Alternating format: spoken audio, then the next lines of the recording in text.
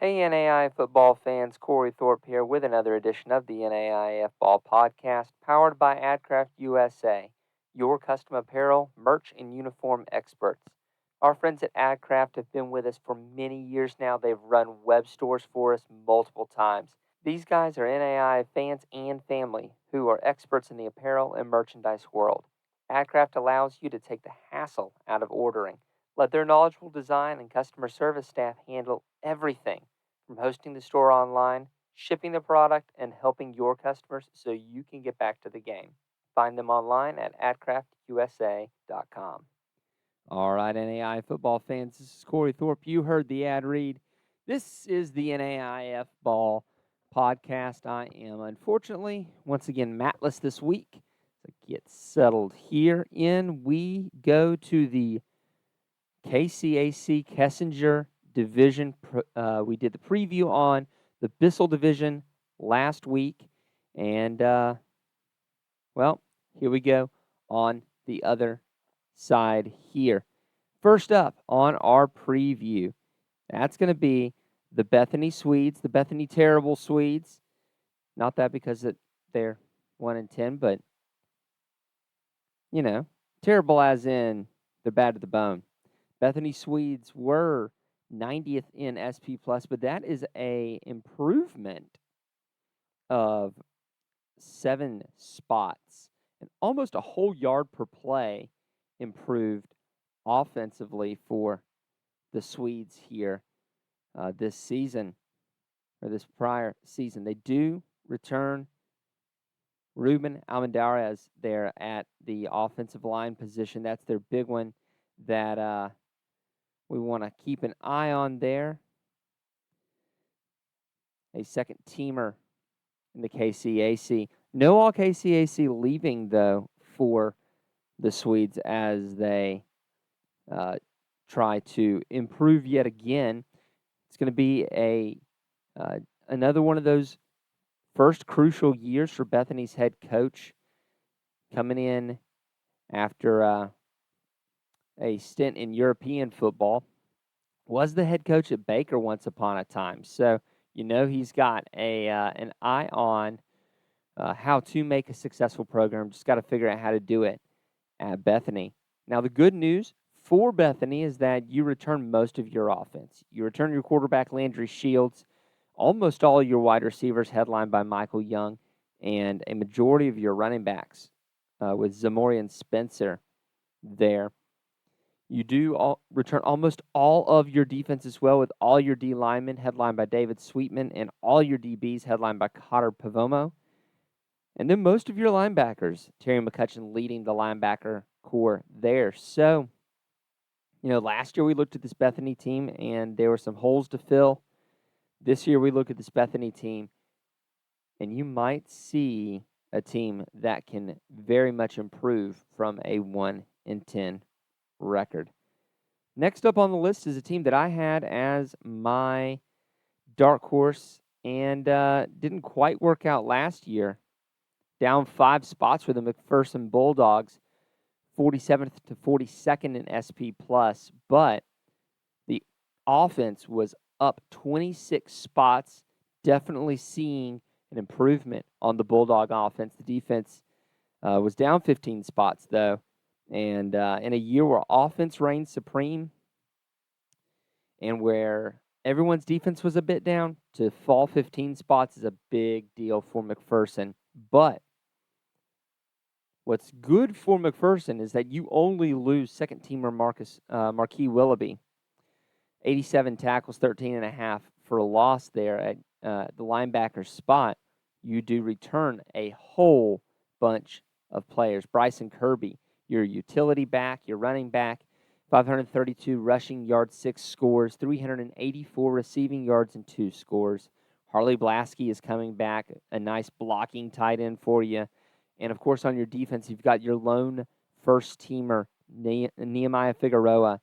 6 interceptions, 5 pass breakups. And here's the good news for you. You don't lose anybody on offense at all. Tristan Zabo returns at quarterback. Of course, we already mentioned Bryson Kirby. And Traven Lewis Johnson comes back for another year at wide receiver, you literally lose nobody. And then defensively, you do return most of your defense. The only thing that you're going to lose are about 40 or so percent of your linebackers. Cameron Fouts leads that crew, and one or two of your defensive linemen, headlined by Jacob Goad. But you return all of your defensive secondary. This could be a year that McPherson takes that big step forward and is able to make it happen and make a smart cookie out of me. It's a team we've been watching. It's been a young team since a few years ago, a very hungry team. We'll see what they do this year. I have high hopes for this McPherson Bulldog squad. Next up are the fine folks that have been on our side since the early days, bringing in the stadium background as well as the merch, and that is the Bethel Threshers. Not a great year for Bethel last year. Down 27 spots, including a 21-spot slide on offense. And your defense was down 10. Bethel goes to the middle of the pack. Not a great year for the Threshers last year. Despite that, though, you're looking at a squad who, like McPherson, is above parity. Your offense has more yards than your defense, and you return a lot of players, whether it be DJ Sears, your two-time all-conference running quarterback, also your leading running back, went for 2,200 yards, all-purpose through the air and on the ground, including 28 combined touchdowns. It's a nice thing to have for this speed option offense that Bethel likes to run. And he was a 63.5% passer. That's a really nice weapon to have. Accuracy is not something that you can typically get a whole lot better on. So to be able to have a guy who's throwing 63.5, that'll do. And you've got a guy to support him in Trevin Madison, 555 yards at the receiving position, 9 touchdowns, a force in the kick return and punt return game as well. 2 biggies on your defense, Doug Grider and Jario Castillo there along your line. You do, however, lose 3 big first-team pieces. Ryan Junkermeyer, a mainstay of that Thresher offensive line.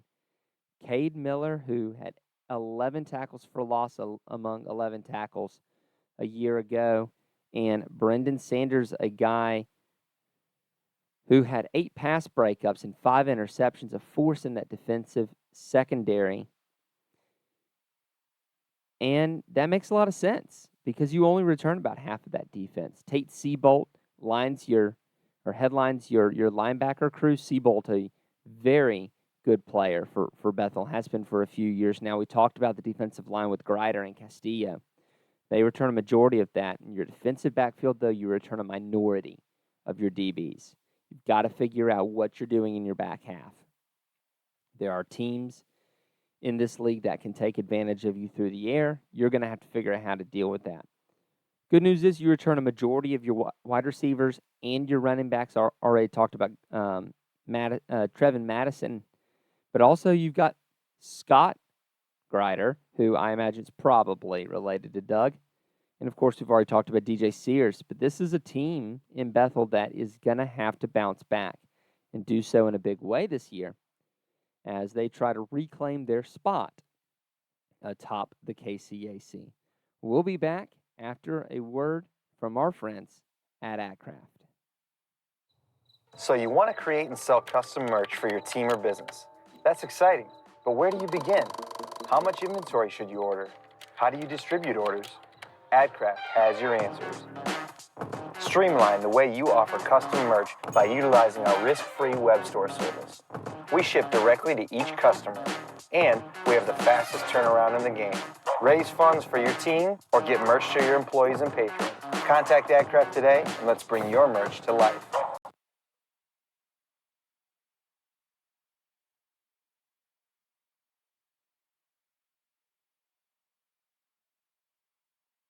That is exactly what AdCraft does. NAIA born and bred, I say it every week. They understand where you are and what you have to deal with at the NAIA level.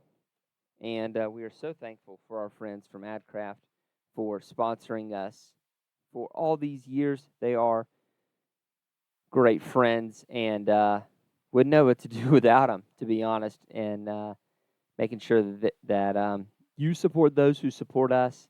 Check AdCraft out.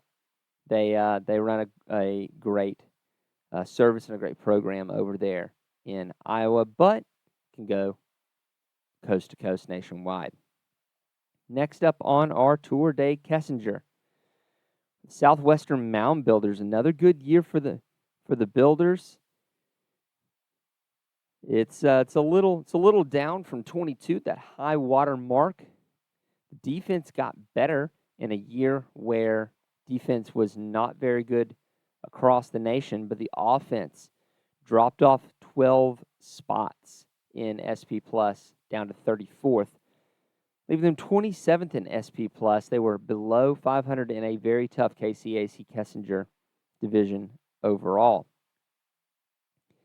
And, well, the story doesn't get much better in terms of what you are returning and coming back from an all-conference standpoint as you lose 4 first-team all-conference players in Andre Jones, who had nearly 700 yards and 10 touchdowns. Aaron Garcia, first-teamer on the offensive line. Shane Rodriguez, good for 34 tackles and 5.5 sacks a year ago. And Josh Carter, 6 pass breakups, 86 tackles, 9.5 for loss from the linebacker spot. One bright spot, you do return Diego Stubbs in your defensive backfield. 2 forced fumbles, a pick, and 2 pass breakups from Stubbs. So, talked about those who are leaving. What does that mean here? A minority comeback on offense. That's going to be a toughie for you here, as Christian Burke is going to be here to kind of pick up everything and see what he can do with the ball in his hands. You return only about half of your wide receivers and your running backs. Matthew Holthusen is your leading receiver coming back, and Sam Hunter is your leading running back coming back. Defensively, we already talked about Diego Stubbs. You do return almost all your secondary. That's very nice because you only return about half of your linebackers. Deshaun Flowers, the headliner there on that core. Jacardon Hardiman headlines a majority of your defense coming back. But it only gets tougher from here, as the next team up only lost 1 game all season, and that was in the playoffs. Evangel, 11-1, 5-0 in the Kessinger. A really good year for Evangel, up 11 spots from 34th to 23rd. Offense came up 35 spots to 41st. Yes, that's right. The year before in the Heart, they were in the 70th range in offense. Your defense comes up 8th from 21st to 13th. A really good year for Evangel. That was headlined by R.J. Wakely, but he's not on this list of the returning. You do return Dylan Hester. Maybe. We'll see. He's still deciding. 1,057 yards and 13 touchdowns there in the balance. You return a fullback who ran for 733 yards and 9 scores in Eric Williams. That's nice. Brock Lyle does return a second-team wide receiver, 696 yards and 7 touchdowns. And then along your offensive line, C.J. Anoahi returns there, a first-teamer. In your special teams, you get back Jonah Edwards, who was 11 of 15 a year ago. In your defensive, all KCAC. Zach Myers on your D-line, Bradley Myers in your linebacker, and Nate Swafford in your defensive secondary. All first-teamers there. Yes, I forgot the asterisk for those who are on the podcast. Myers, good for 10.5 sacks, 21.5 tackles for loss. Bradley Myers racked up 151 tackles, 11.5 of those were for loss, with 3 forced fumbles, and Nate Swafford had 2 forced fumbles, 3 picks, and 4 pass breakups. A very big year for Swafford there. But there's the big one, R.J. Wakely. Such a good quarterback, first-teamer last year, almost 3,000 yards through the air, 320 on the ground, 28 touchdowns, 10 interceptions. That's a big, big spot to fill.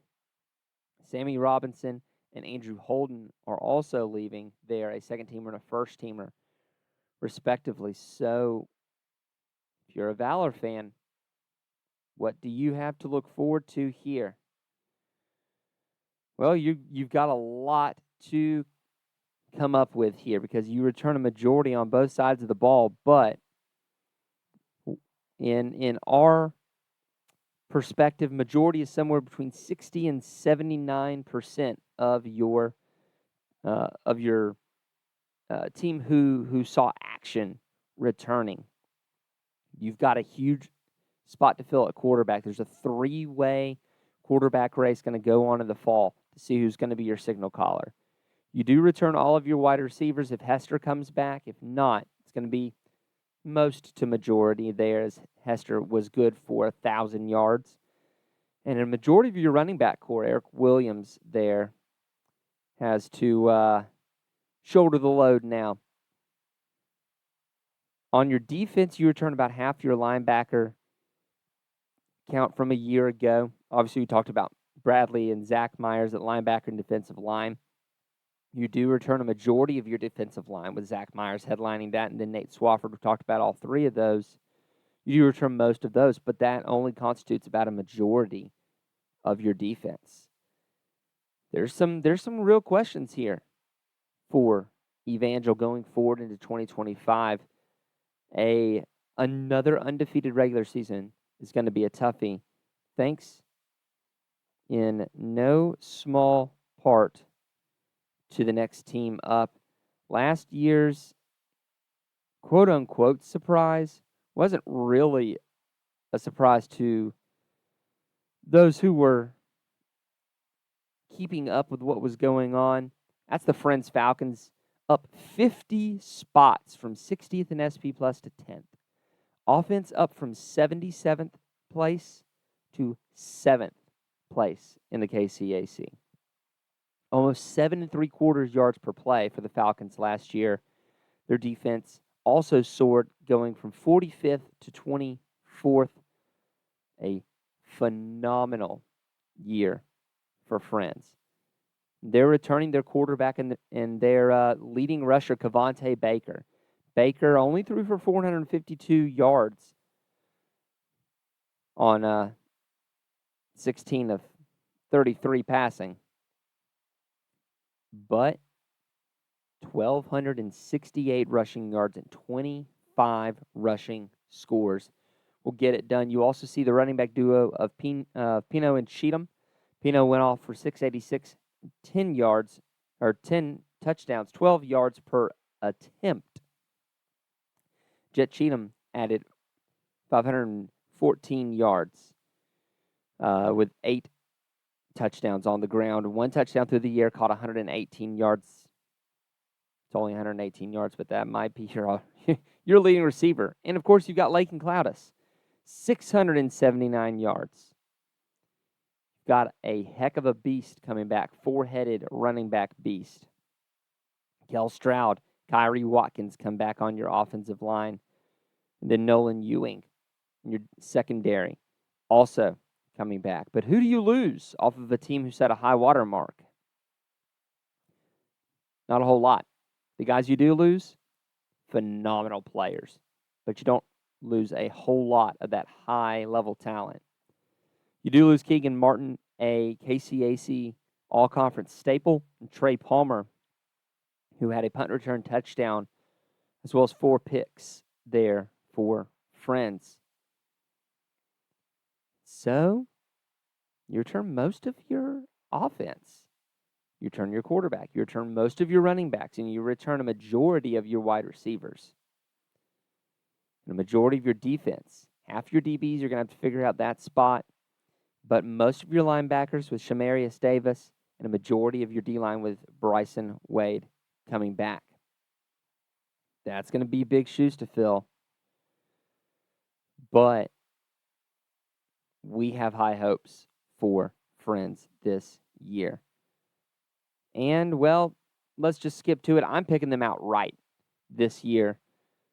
The team that rose literally 50 spots in SP Plus did not make the playoffs, makes the playoffs this year, wins the KCAC Kessinger outright. Give me the Falcons. Matt's taking the same with Friends. And then, well, as has been a little bit of a recurring theme on our program, I'm not wrong, I'm just early. McPherson is still my dark horse. I believe in McPherson to take the next step, a big step forward this year. Matt believes the same, so you're not going to get any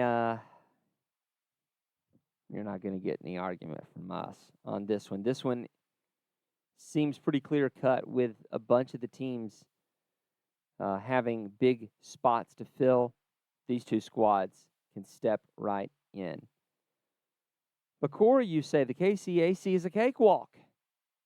Even with all those good teams, it's still a cakewalk. I say nay. The KCAC Kessinger, through about half to go, has the lowest average SP plus, 38.833, just edging out the Frontier. That's a big deal if we look at a year ago. The KCAC Kessinger had a 42.8 average SP plus. You have gotten better from top to bottom, on average about 4 spots. But Cory, they can't be that good from top to bottom. Yeah, you got some good teams, but you've also got some bad ones. And there, I would say that you've got a little bit of a correct opinion there, but it's only third, ranking ahead of the GPAC. It's a tougher conference by team-to-team standard deviation than the GPAC. That's a big deal. Now, obviously, we saw the Bissell be very close together. I don't think anyone's taking that away from the Bissell. That is absurd. 16.472 is a crazy low standard deviation from what we've seen. But 25 is still highly respectable. So where then does that rank our kind of top half here, our first half? That puts the pay no attention to the man behind the curtain. That puts the Kessinger at second place, right behind the Frontier. And the GPAC gets shuttled back to third. See how everything keeps going. The Mid-South was last year's winner of the highest, of the strongest conference, but we'll see if the Mid-States has anything to say about that at all. But, the strongest team that exists is that of our patrons. You hear me say it week in, week out. These are the guys that support us. These are the guys that make sure we can pay the bills, do the unsexy work of keeping the lights on, and these are the goats here. It's not flashy work. You don't get a whole commercial like AdCraft gets, but you do get your name read out. Please join our Patreon, patreon.com/NAIF ball. You do get behind the scenes and early articles and get our eternal love.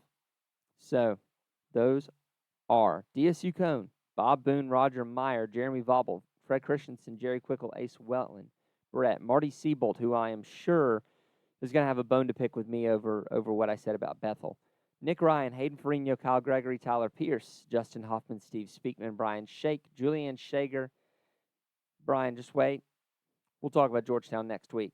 Julian Shager, Nate Soapbeer, Stephen Cutler, Julie Lout, Dale Norton, Nathan Moore, Dylan Gonzalez, Ryan, Jason Crawford, Dustin Wilkie, Charles A. Flowers, Todd Nick, Sean Chamberlain, Debbie, Zach Lance, and Josue Trujillo. We are so thankful for those guys and gals and what they are able to do and help us here at NAIF Ball. Thank you so much for coming along for another NAIF Ball podcast. We hope to see you back again next week or on our Twitter feed. So, for Matt Schwartzler, who will be back next week, I am Cory Thorpe, and we're wishing you a pleasant evening, and we'll see you on the Twitter feed. We hope you enjoyed this episode of the NAIF Ball Podcast, powered by AdCraft USA. Be sure to contact them for all your custom apparel, merch, and uniform needs. Thanks also to our newest sponsor, Telemetry Sports. If you enjoyed the show, subscribe to the podcast and to our YouTube channel, and leave us a review if you're listening on Apple Podcasts. As always, if you'd like to support what we do, head over to patreon.com/NAIAF Ball and become a patron. We can't do what we do without our sponsors and listeners like you.